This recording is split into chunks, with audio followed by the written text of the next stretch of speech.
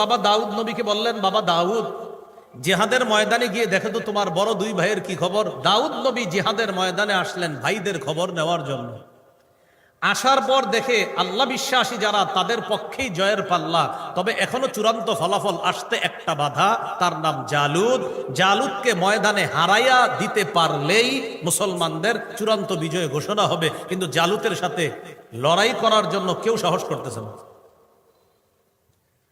দাউদ নবীর বয়স তখন 16 বছর। কয় বছর? দাউদ নবী গেলেন, আল্লাহ বিশ্বাসী নিজেদের ছাউনিতে গেলেন। ছাউনিতে যাওয়ার পর বাদশাহ তালুতকে বললেন, আচ্ছা ঘটনা কি? আমাদের পক্ষেই তো জয়ের পাল্লা, তাহলে একজনকে হারাইলেই তো জয় হয়ে যায়, তার বিরুদ্ধে কেউ যাচ্ছেন না কেন? সবাই বলা বলি করতেছে, বাবা যে পালোয়ান জালুদ, ওর সাথে লড়াই করার সাহস কেউ করতেছে না, খোদ বাদশাহ তালুতও যাচ্ছেন। দাউদ নবী বললেন, কিছু মনে না করলে আল্লাহর উপর ভরসা করে আমারে পাঠায় দেন। বয়স কত? 16 বছর। মুজাহিদ বাহিনী সবাই বলল, না না না। বাদশাহ তালুত বলল, তো ছোট্ট মানুষ, তুমি কি যাবা? যেহেতু আপনারা কেউ যাচ্ছেন না, সেহেতু আমারে পাঠান, হয়তো শহীদ না হয় গাজী। আর যদি আপনারা যান যান, না গেলে আমারে পাঠান। পরিশেষে দাউদ নবীর পীড়াপিড়িতে তাকে পাঠাইল। দাউদ নবী ছোট্ট একটা পাথর নিয়ে জালুতের সামনে গেছে। জালুত দাউদ নবীকে দেখে উপহাসের হাসি হাসতেছে।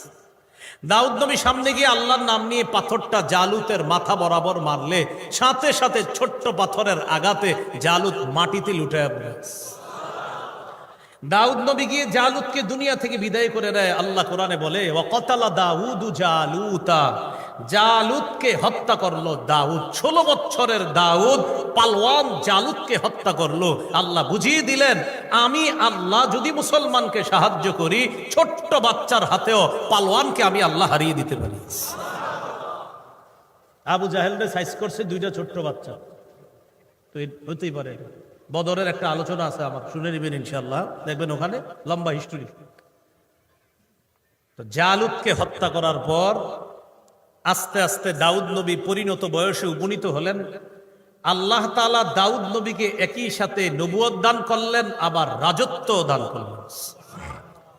মনে রাখতে হবে, দাউদ নবী ওই নবী যাকে আল্লাহ একসাথে নবুয়ত দান করেছেন, আবার রাজত্ব দান করেছেন। দাউদ নবী ফিলিস্তিনের শাসক হলেন। দাউদ নবী ও বাইতুল মুকাদ্দাস উদ্ধার করলেন, আর বনী ইসরাইলকে নিয়ে ফিলিস্তিন প্রবেশ করলেন। দাউদ নবী ফিলিস্তিনের 74% অঞ্চল জুড়ে সাম্রাজ্য গড়ে তুললেন। কয় পার্সেন্ট? 74% অঞ্চল। এই সর্বপ্রথম বনী ইসরাইলরা বিশাল বড় এলাকা জুড়ে সাম্রাজ্য গড়ে তুলল। আচ্ছা বলেন তো, ইতিহাস যে এতক্ষণ বললাম, মাত্র বনী ইসরাইলের মোটামুটি একটা অবস্থান তৈরি হলো কোথায়? ফিলিস্তিনে। অথচ এর আগে কতগুলা জাতির কথা বললাম, কেনানি, হেক্সুস, আমরীয়, ফিনিশিয়ান, ব্লেসড ইত্যাদি অনেক নাম বললাম, ঠিক না? ইহুদিরা বর্তমানে দাবি করে ফিলিস্তিন আমাদের, এখানে আমাদের আদি নিবাস। এটা শুধু তাদের দাবি, তবে দলিল নাই, কোনো প্রমাণ দিতে পারে না। বাস্তবতা হলো, এখানে বনী ইসরাইল বা ইহুদিদের আদি নিবাস না, এখানে আদি নিবাস ছিল কেনানীদের। এটা তাদের একটা মিথ্যাচার। ইহুদিরা বর্তমানে এই মিথ্যা কথাটা বইলা ফিলিস্তিন দখল করতে চায়। এটা তাদের আদি নিবাস না, এটা একটা মিথ্যা কথা। যাই হোক, দাউদ নবী ফিলিস্তিন শাসন করলেন 40 বছর। সুবহানাল্লাহ। কয় বছর? দাউদ নবী দুনিয়া থেকে বিদায় নিলেন, আল্লাহ তাআলা সুলাইমান নবীকে নবুয়ত দান করলেন। দাউদ নবীর ছেলে সুলাইমান নবীও ফিলিস্তিন শাসন করলেন 40। বাবা আর ছেলে 40 দুগুণে কত হয়? পারলে একটু মনে রাখবেন, বলেন আমার সাথে। বনী ইসরাইলের ফিলিস্তিনে ইমানি শাসন 80 বছর। এই 80 বছর ফিলিস্তিনে বনী ইসরাইলের ইমানি শাসন। যে 80 বছরের 40 হলো দাউদ নবীর, 40 হলো সুলাইমান নবীর। সুলাইমান নবী 40 বছর ফিলিস্তিন থাকা অবস্থায় বাইতুল মুকাদ্দাসটা আবার পুনর্নির্মাণ করেন।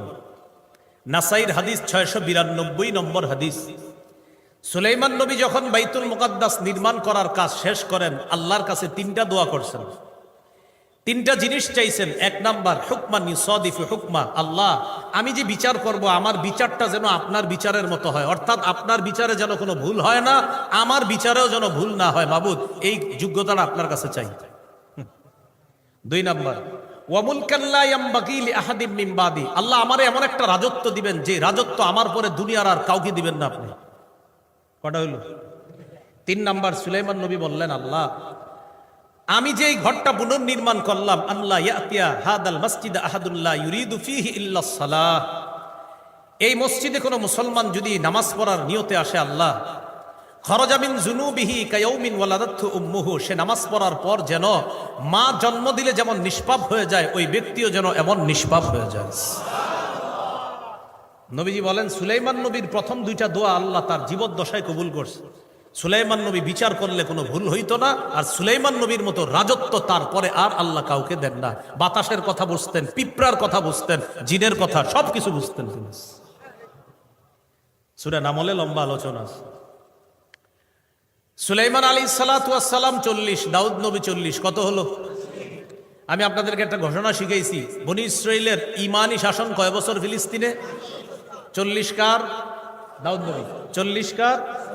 এবার আমার সাথে বলেন, বনি ইসরাইলের ফিলিস্তিনে মোট শাসন 418 বছর, ইমানি শাসন 80 বছর, শিরকের শাসন 338 বছর। কত বছর? কত? 338 আর 80 কত হয়? 418। আর 338 আর 80 কত হয়? হ্যাঁ, 418। আমার তো এরকমই মনে হয়, আপনারা হিসাব করে দেখেন। এটি বনি ইসরাইলের ফিলিস্তিনের শাসন হলো মোট 418 বছর, এর মধ্যে ইমানি শাসন 80 বছর। তো 80 বছর ইমানি শাসন হলে 418 হইতে আর লাগে কত? 338। এই 338 বছর হলো সব শিরকের শাসন, অহংকারের শাসন, হিংসা, বিদ্বেষ, পাপাচার, লুটতরাজ, জুলুম, নির্যাতনের শাসন হলো 338 বছর। যাই হোক, দাউদ নবী সুলাইমান নবীর ইমানি শাসন চলে যাওয়ার পর সুলাইমান নবী বিদায় নিলেন। বিদায় নেওয়ার পর বনি ইসরাইলের গ্রুপ হলো 12টা। এই 12 গ্রুপের মধ্যে 10 গ্রুপ হয়ে একটা দল হলো, আর 2 গ্রুপ হয়ে একটা দল হলো। খুব বুঝবেন, এই এলাকায় উত্তর দক্ষিণ কোনটা? এখানে উত্তর কোনটা? আবার এটা উত্তর, দেখেন, হ্যাঁ, উত্তর আর দক্ষিণ, খালি একটু মনে রাখেন। 12 দলের মধ্যে 10 দল মিলে কয় দল হলো? 1 দল। তারা চলে গেল ফিলিস্তিনের উত্তরে। 2 দল মিলে হলো আরেক দল, তারা গেল ফিলিস্তিনের দক্ষিণে। 12 দলের মধ্যে 10 দল মিলে হলো 1 দল, আর 2 দল মিলে হলো আরেক দল। 10 দল মিলে যেই দলটা হলো, তারা গেল ফিলিস্তিনের উত্তরে। উত্তরে গিয়ে একটা সাম্রাজ্য গড়ে তুললো, এটার নাম ইসরায়েলি সাম্রাজ্য। কি নাম? দক্ষিণে যেই 2 দল মিলে একটা দল হলো, তারা যে ফিলিস্তিনের দক্ষিণাঞ্চল শাসন করতে শুরু করলো, তাদের সাম্রাজ্যের নাম ইয়াহুজা সাম্রাজ্য। কি নাম? তাহলে উত্তর ইসরায়েলি, দক্ষিণ ইয়াহুজা। 10 দল মিলে একটা দল, তারা গেল উত্তরে। 2 দল মিলে 1 দল, তারা গেল দক্ষিণে। 10 দল মিলে যেই দল উত্তরে, তারা সাম্রাজ্য গড়ে তুললো, নাম ইসরায়েলি সাম্রাজ্য। দক্ষিণে যারা সাম্রাজ্য গড়ে তুললো, এটার নাম ইয়াহুজা সাম্রাজ্য। চলতে লাগলো শাসন। ইসরায়েলি সাম্রাজ্য তারা প্রায় 200 বছরের বেশি ফিলিস্তিন শাসন করলো। কয় বছর? 200 বছর। ইসরায়েলি সাম্রাজ্য খতম করলো কারা? ইরাকের একটা জাতি আছে, নাম এসিরিয়ান। কি নাম ভাই? এসিরিয়ান। এই এসিরিয়ানরা আইসা ইসরায়েলি সাম্রাজ্য যারা, তাদেরকে তছনছ করে দিল, পুরা পৃথিবী থেকে আউট করে দিল। ফিলিস্তিনের উত্তরাঞ্চলের ইসরায়েলি সাম্রাজ্যটা তারা খতম করে দিল। শেষ হয়ে গেল ইসরায়েলি সাম্রাজ্য, রয়ে গেল ইয়াহুজা সাম্রাজ্য দক্ষিণাঞ্চলের। ইরাকের বাদশাহ বখতে নসর, এই বখতে নসর কি করলো? ইয়াহুজা সাম্রাজ্যকে তছনছ করে দিয়ে বাইতুল মুকাদ্দাসটা বাদশাহ বখতে নসর ধ্বংস করে দিল। বলেন নাউজুবিল্লাহ। তাহলে উত্তরাঞ্চলেও বনি ইসরায়েলের সাম্রাজ্য শেষ, দক্ষিণাঞ্চলেও সাম্রাজ্য শেষ। এর মাঝে একটা অঘটন ঘটল, বখতে নসর বাইতুল মুকাদ্দাস ধ্বংস করে দিল। এইভাবে চলতে লাগলো। ইয়াহুজা সাম্রাজ্য আর ইসরায়েলি সাম্রাজ্য তথা বনি ইসরায়েলের সাম্রাজ্যের পতনের পর ফিলিস্তিনে নতুন এক সাম্রাজ্যের আবির্ভাব ঘটল। তাদের নাম বেবিলন সাম্রাজ্য। কি নাম? বেবিলন। তারা 47 বছর ফিলিস্তিন শাসন করল। বেবিলন সাম্রাজ্যের পতন ঘটাইল যারা, তাদের নাম পারস্য। বলেন কি? পারসিকরা বেবিলন সাম্রাজ্যের পতন ঘটায়া ফিলিস্তিন দখল করলো। পারসিকরা ফিলিস্তিন দখল করার পর লম্বা সময় তারা ফিলিস্তিন শাসন করলো। পারসিকদেরকে ফিলিস্তিন থেকে পতন ঘটাইল রোমানদের এক নেতা, এই নেতার নাম হলো আলেকজান্ডার। রোমানদের এক বিরাট সেনাপতি, তার নাম আলেকজান্ডার। কি নাম? এটা আপনারা পাবেন ইতিহাসে। এই আলেকজান্ডার পারসিকদের পতন ঘটায়া রোমানরা ফিলিস্তিনে সাম্রাজ্য গড়ে তুলল। 300 বছরের বেশি রোমানরা ফিলিস্তিন শাসন করল। কয়শো বছরের বেশি? 300 বছর। এই 300 বছরের বেশি সাম্রাজ্য করতে করতে তারা ঘটনা ঘটাইতে ঘটাইতে আল্লাহ পাক রব্বুল আলামিন দুনিয়াতে একজন নবী পাঠায় দিলেন, তার নাম ঈসা আলাইহিস সালাতু ওয়াস সালাম। কি নাম? ঈসা। ঈসা আলাইহিস সালাম আসার পরেই শুরু হয়ে গেল খ্রিস্ট বর্ষর গণনা। এখন যেটা বলি আমরা 1900 এত, 2000 এত, 2000 এই ঈসা নবী থেকে গণনা, এটা ইংরেজি গণনা। ঈসা নবী আগমন করার পর তাওহীদের দাওয়াত দিল। বেশিরভাগ মানুষ তাওহীদের দাওয়াত গ্রহণ করলো না। ইহুদিদের নির্যাতনে জ্বালায় ঈসা নবীকে আল্লাহ উঠায়া নিলেন আসমানে। এখন ঈসা নবী 2 নাম্বার আসমানে জীবিত অবস্থায় আছে। কিয়ামতের আগে ঈসা নবী আসবে, এটা কিয়ামতের বলো আলামতের একটা। ঈসা নবী চলে গেলেন, রোমানরা ফিলিস্তিন শাসন করে। এইভাবে চলতে চলতে ঈসা নবী বিদায় নেওয়ার পর কিছুকাল পর রোমানদের মধ্যে বিশাল একটা জাতি খ্রিস্টান হয়ে যায়। তবে খ্রিস্টান হওয়ার পর ঈসা নবী যে সত্য ধর্ম দুনিয়াতে রেখে গিয়েছিলেন, এই ধর্মটা তারা বিকৃত করে ফেলে পৌত্তলিক ধর্ম এটার মধ্যে ঢুকায় দেয়। তাদের অনেকের বিশ্বাস তৈরি হলো ঈসা নবীকে হত্যা করা হয়েছে শুলিবিদ্ধ করে। পড়ি নাউজুবিল্লাহ।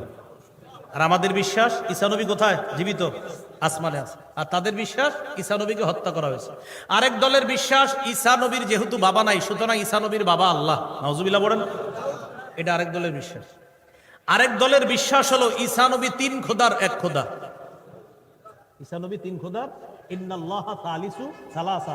আল্লাহ 3 খোদার এক খোদা, মারিয়াম 3 খোদার আরেক খোদা, ঈসা নবী আর 3 খোদার আরেক খোদা। নাউজুবিল্লাহ। মানে আল্লাহ একজন, মারিয়াম একজন, ঈসা নবী একজন। এরকম এক একজনের ভয়ঙ্কর বিশ্বাস। তো এগুলা মাথায় না আনা। ঈসা নবী চলে গেলেন আসমানে। এইভাবে চলতে চলতে 570 বছর পর্যন্ত চলল।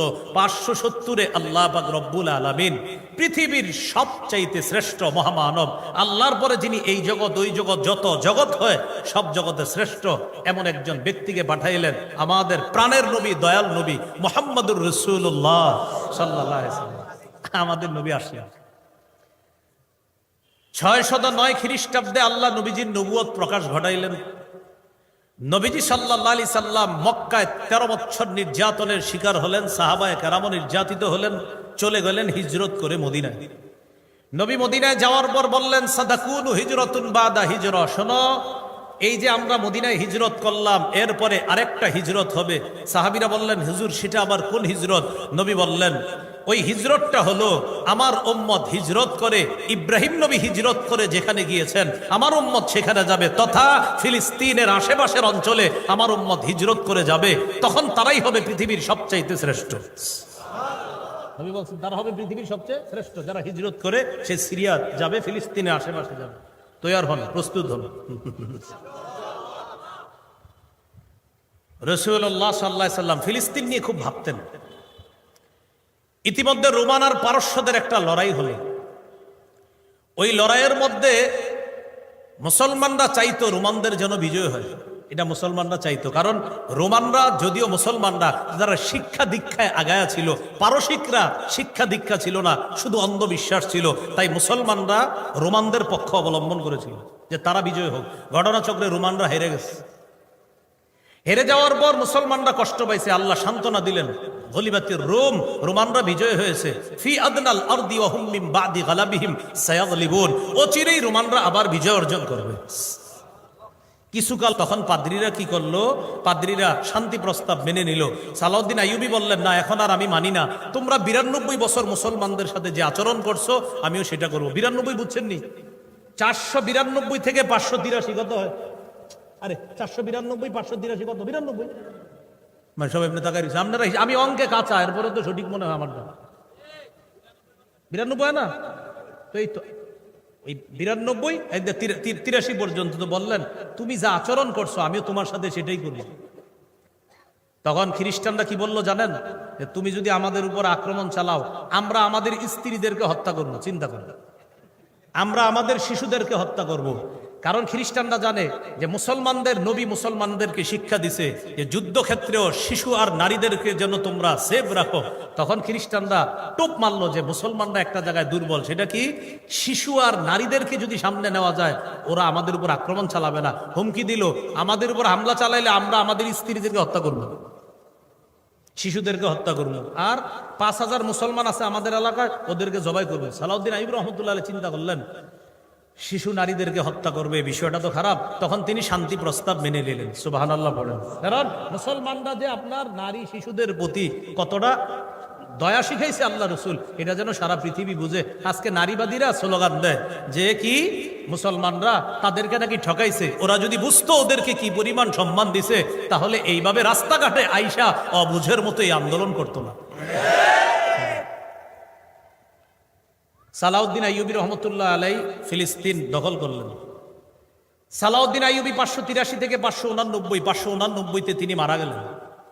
সালাউদ্দিন আইয়ুবী রহমতুল্লাহ আলাই মারা যাওয়ার পর ফিলিস্তিনের শাসক কে হবে এটা নিয়ে মুসলমানদের মাঝে দ্বন্দ্ব চলতেছে। দ্বন্দ্ব চললো 9 বছর। দ্বন্দ্ব চললো কয় বছর? 9 বছর। 9 বছর দ্বন্দ্ব চলার পর 598 হিজরিতে সালাউদ্দিন আইয়ুবীর ভাই আদিল ফিলিস্তিনের শাসন হলেন। এই আদিল ফিলিস্তিনের শাসন ক্ষমতায় আসার পর 598 থেকে 615 হিজরি পর্যন্ত ফিলিস্তিন শাসন করে আদিল। 615 হিজরিতে ফিলিস্তিনের শাসন আসে কামিলের হাতে। কি নাম বলেন তো? কামিল। এই কামিল 615 থেকে 635 হিজরি পর্যন্ত 20 বছর ফিলিস্তিন শাসন করে।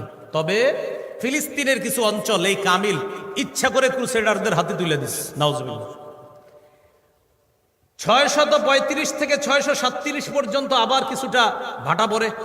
637-এ ফিলিস্তিনের শাসক হন নাজিমুদ্দিন আইয়ুব রহমতুল্লাহ আলাইহি। এই নামটা মনে রাখেন, কি নাম? অথচ ওনার নামটা ইতিহাসে অনেক মনে রাখা দরকার, কিন্তু আমরা এটা মনে রাখি না। কি নাম? নাজিমুদ্দিন আইয়ুব। নাজিমুদ্দিন আইয়ুব রহমতুল্লাহ আলাইহির একজন ভাতিজা ছিল, নাম ইসমাইল। কি নাম? এই ইসমাইল আবার কি করছে? দামেস্ক দখল করছে। দখল করার পর তার মধ্যে একটা ক্ষমতার লোক ছিল, সে ক্রুসেডারদের সাথে হাত মিলাইছে। হাত মিলিয়ে কি করলো? ফিলিস্তিনের কিছু অঞ্চলের শাসক নাজমুদ্দিন আইয়ুব, মনে রাখেন কিছু অঞ্চল, আর বাকি অঞ্চলগুলা শাসক ছিল ক্রুসেডাররা।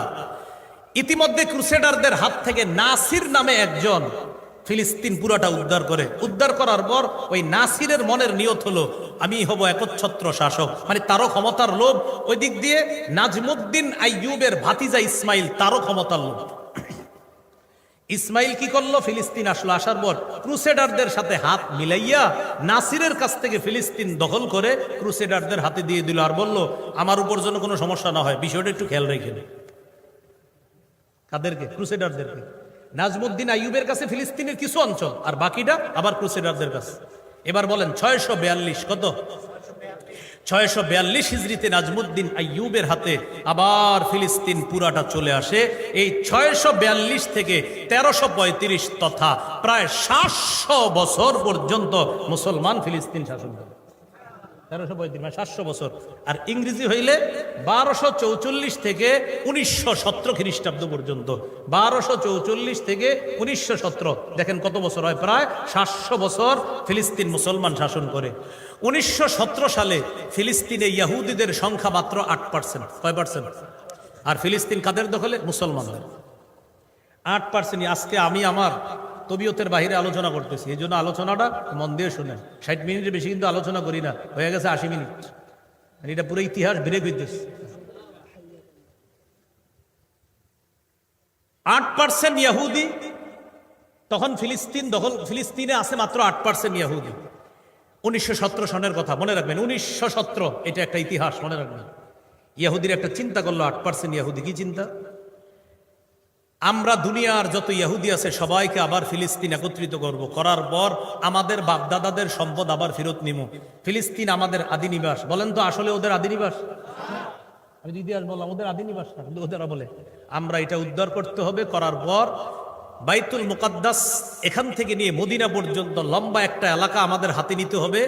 এই পুরো এলাকাটা একটা সাম্রাজ্য গড়ে তুলবো আমরা। এটার নাম দিছে তারা গ্রেটার ইসরায়েল। কি নাম দিছে? Greater Israel. এটা হলো তাদের একটা টার্গেট। ওই সাম্রাজ্যের মধ্যে থাইকা পুরা দুনিয়া তারা শাসন করবে, আর তাদের কথায় চলবে দুনিয়া। এটা হলো ইহুদিদের টার্গেট। এটাকে আরবিতে বলা হয় সাইহুনিয়া, এটাকে ইংরেজিতে বলা হয় জায়োনিজম, আর বাংলায় আমগো মন যা চায় তা করুন আর কি, এরকম আর কি, মানে আমাদের মন মতো চালামু দুনিয়া, এটা হলো আর কি আপনার। তাহলে সাইহুনিয়া আরবি, ইংরেজি হলো জায়োনিজম, বাংলা মানে আমরা যা মন চাই তা করব, এই আর কি, মানে আমগো মন মতো দুনিয়া চলতে হবে এই। তখন তারা 1917-তে ফিলিস্তিনের মুসলমানদের কাছ থেকে কম দামি জমিগুলা বেশি বেশি দাম দিয়ে কিনে, টার্গেট বেশি দামের জমিগুলা কিনে কিনে এলাকা বাড়ানো।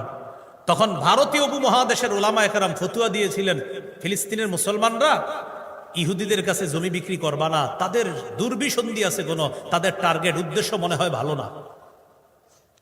যেই ঘটনাটা কাশ্মীরে ঘটতেছিল, কাশ্মীরের কিছু অঞ্চলে কিন্তু আপনার হিন্দু সম্প্রদায় প্রচুর জায়গা কিনা শুরু করছিল। ভারতের ওলামা একরাম, বিশেষ করে আল্লামা তাকি উসমানী হাফিজাহুল্লাহ, তিনিও বলেছিলেন যে না না না না, এদের কাছে জমি বিক্রি করবা না, টার্গেট বেশি ভালো না। এই জন্য এখনো মুসলমানদের বেশিরভাগের একটা অংশ এখনো কাশ্মীর জুড়ে আছে।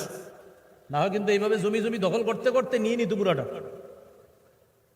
ভারত উপমহাদেশে ওলামা একরাম বলছিলেন জমি বিক্রি করেন না, যদিও বিক্রি করা যায় কিন্তু বলছে বিক্রি করেন না। কিন্তু এরপরেও ভাই কম দামি জমিন যদি বেশি দামে পায়, আপনার জমিনের দাম 5 লাখ, বললাম 5 কোটি দিব, না করলেও তুমি এইভাবে কম দামি জমি বেশি দামে কিনতে কিনতে জমি বাড়াইলো।